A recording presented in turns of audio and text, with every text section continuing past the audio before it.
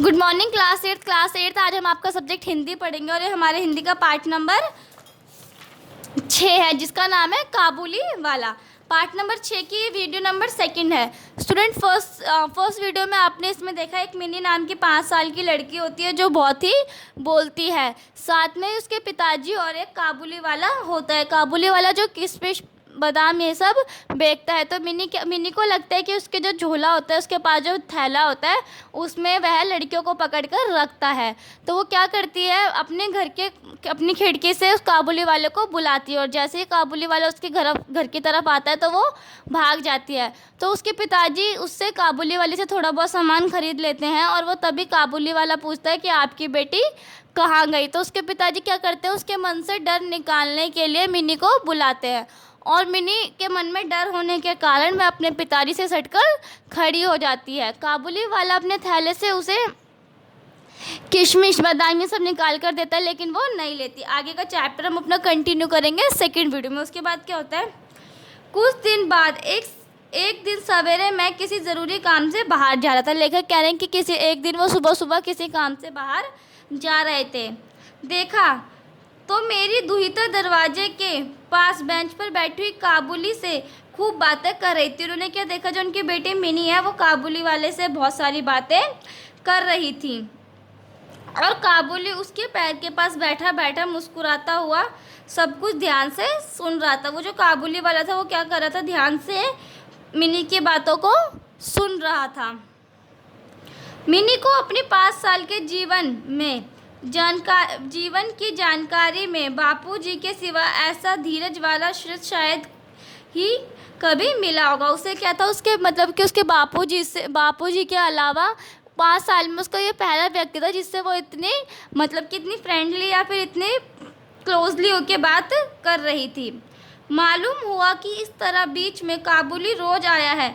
उसे क्या मालूम होता है कि इस बीच में काबुली वाला उसके घर के यहाँ पर रोज़ आया है और पिस्ता बादाम की रिश्वत देकर मिनी के छोटे से हृदय में पर उसने अपना काफ़ी अधिकार जमा लिया है। मतलब कि उसको वो रोज़ क्या बादाम और पिस्ता खिलाता था जिसके कारण मिनी और काबुली वाले में बहुत अच्छी दोस्ती हो गई थी। देखा कि इन दोनों मित्रों में कुछ बंधी हुई बातें और हंसी प्रचलित है। जैसे रहमत को देखते ही मेरी लड़की हंसते हुए पहुंचेगी। काबुली वाला ओ काबुली वाला, तुम्हारी झोली के भीतर क्या है।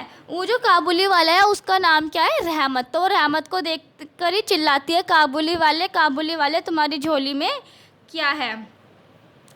रहमत हंसते हुए उत्तर देता, हाथी।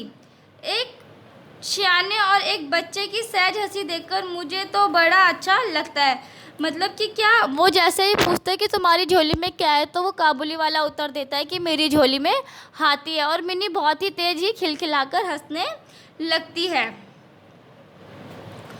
उसमें और एक आध बात प्रचलित थी। उसमें एक दो बात बहुत कॉमन थी कि रहमत मिनी को कहता, लली तू ससुराल कभी नहीं जाना। अच्छा वो क्या बोलता है काबुली वाला मिनी से कि लली तुम कभी भी ससुराल मत जाना।